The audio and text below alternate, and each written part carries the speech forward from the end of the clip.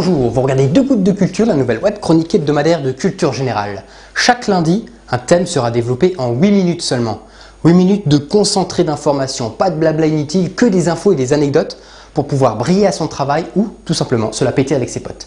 D'ailleurs, je disais pas de blabla inutile et voilà que je viens de perdre 20 précieuses secondes avec du blabla inutile. Bon. Commençons tout de suite l'émission d'aujourd'hui qui a pour thème Internet, et nous allons plus précisément voir l'origine d'Internet. Remontons dans les années 1960, nous sommes en plein dans la période de détente de la guerre froide. Les USA et la Russie se rapprochent, mettent en place le téléphone rouge pour privilégier la diplomatie plutôt que les armes. Malgré tout, l'armée américaine reste sur ses gardes, craignant que la Russie n'attaque ses réseaux de télécommunications. C'est dans ces années-là que le Pentagone demande à la Rand Corporation, c'est un laboratoire d'idées, de développer une alternative au réseau de télécommunications de l'époque qui ne serait pas interrompu par une attaque. C'est en 1964 que Paul Baran eut l'idée de créer un réseau de télécommunications décentralisé. Parce que s'il y avait eu un centre, la Russie aurait pu l'attaquer. Alors pour ce faire, il proposa l'idée de mettre en place une série de nœuds reliés les uns aux autres. Comme ça, si un nœud est détruit, le réseau reste opérationnel. Parallèlement, l'ARPA travaille sur un projet similaire. L'ARPA est une agence américaine pour les projets de recherche avancée de la défense. Et en décembre 1969, l'ARPANET est né, reliant 4 ordinateurs dans des laboratoires de recherche différents. L'ARPANET est l'ancêtre d'Internet. Avec une liaison de 50 kbps par seconde, ce réseau permettait à l'origine aux chercheurs de l'ARPA de réaliser leurs calculs à distance sur des logiciels qu'ils ne possédaient pas, mais que leurs collègues à l'autre bout du pays pouvaient avoir sur leurs ordinateurs. D'autres universités se relient progressivement au réseau pour pouvoir diffuser leurs travaux de recherche. En 1971, on comptait déjà 23 ordinateurs en ligne sur 15 sites différents. En mars 1972, c'est la création du courrier électronique par Ray Tomlinson. La même année, Bob Kahn, lui, a eu l'idée de connecter ensemble différents réseaux. L'ARPANET, les communications par satellite, par radio, etc. Cependant, le protocole utilisé par ARPANET ne permettait pas de communiquer hors de son réseau. Kahn développe alors un nouveau type de protocole standard permettant cette interconnectivité. C'est le protocole TCP/IP. En 1976, 111 ordinateurs sont en ligne. De nombreux autres nœuds sont créés si bien que l'ARPA n'arrive plus à contrôler le développement du réseau. En 1983, l'ARPANET se détache alors du reste du réseau devenu assez dense. Ce réseau résultant est appelé Internet, comme Interconnected Network. En 1990, on voit apparaître le web, qui n'est pas un synonyme d'Internet, attention. Le web, ou le World Wide Web, WWW, qui signifie vaste toile mondiale, est un système qui permet de consulter des pages accessibles sur des sites. Le web n'est donc qu'une application d'Internet. D'autres applications sont le courrier électronique, la messagerie instantanée, etc. World Wide Web est le premier navigateur web à avoir fait son apparition. Il a été développé en 2 mois seulement et il sera par la suite rebaptisé Nexus. En 1994, c'est la création de Yahoo par 2 étudiants. En 1995, Microsoft crée MSN ainsi que Internet Explorer, qui devient à partir de l'an 2000 le navigateur le plus utilisé. La même année, on voit aussi apparaître le moteur de recherche AltaVista. Début de l'année 1996, on compte 100 000 sites internet. Et un an plus tard, en 1997, ce sont 1 million de sites internet. En 1998, c'est la création de Google. En 2001, c'est la création de l'encyclopédie libre Wikipédia.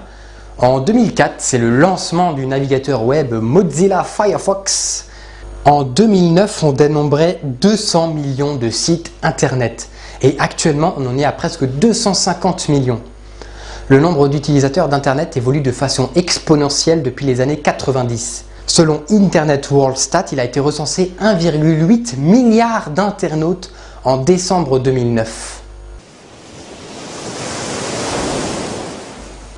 Tout à l'heure, je vous parlais de protocole TCP/IP. Je crois qu'il est nécessaire d'expliquer un peu de quoi il s'agit. Donc, comme je l'ai dit, il a été mis en place pour permettre la communication entre différents réseaux. TCP/IP signifie Transmission Control Protocol, Internet Protocol. Chaque ordinateur est identifié par un numéro, le numéro IP. Lorsqu'on transfère une information entre 2 ordinateurs identifiés par un numéro IP, cette information est découpée en petits paquets et chacun de ces paquets va circuler sur le réseau, cherchant le chemin le moins encombré pour arriver vers le destinataire des paquets. Une fois les paquets arrivés à destination, ils sont réassemblés pour former l'information. Et maintenant, quelques petites anecdotes. Le premier virus circulant sur le net à avoir attaqué massivement des ordinateurs s'appelle le Morris Worm. Il a été lancé le 2 novembre 1988 à partir d'un ordinateur du MIT. Au départ, le Morris Worm n'a pas été écrit pour causer des dommages, mais uniquement pour se propager. Seulement des erreurs dans le code ont fait que le virus pouvait infecter plusieurs fois le même ordinateur, ce qui ralentissait la machine au point de la rendre inutilisable. On suppose que près de 10% des machines de l'époque ont été infectées. Son créateur, Robert Morris, fut condamné et reçut une sentence de 400 heures de travaux communautaires. Souvenez-vous en l'an 2000 du virus I Love You. C'était un virus envoyé par un mail qui contient un fichier censé contenir une lettre d'amour. Mais dès lors que ce fichier est exécuté, le virus devient offensif. Alors pour résumer, il détruit certains fichiers comme les images ou les textes en remplaçant leur contenu par le code du virus. Il modifie la page d'accueil d'Internet Explorer pour qu'il télécharge automatiquement un cheval de Troie. Et il utilise le carnet d'adresse d'Outlook pour s'envoyer lui-même au contact de l'utilisateur du PC infecté, permettant ainsi sa propagation rapide. Bilan, à peu près 3 millions de PC infectés. Ouais. La toute première page web fut écrite en 1989 par Tim Berners-Lee. C'est un physicien qui travaille au CERN en Suisse. L'adresse du site était http://info.cern.ch. Sur ce site, on retrouvait des informations sur les méthodes permettant de créer son propre site internet.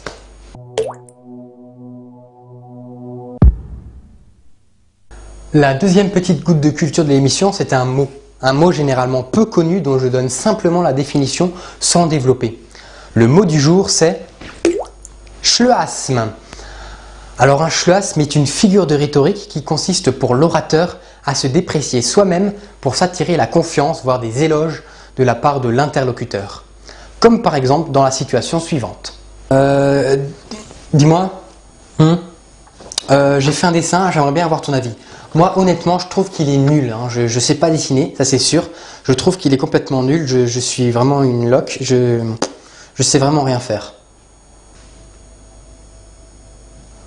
Non, je dirais pas qu'il est nul, hein. Il y a du talent dedans, hein. Ça c'est indéniable. Hein.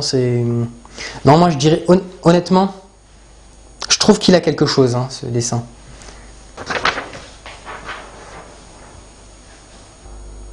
Voilà, c'est tout pour aujourd'hui. À lundi prochain.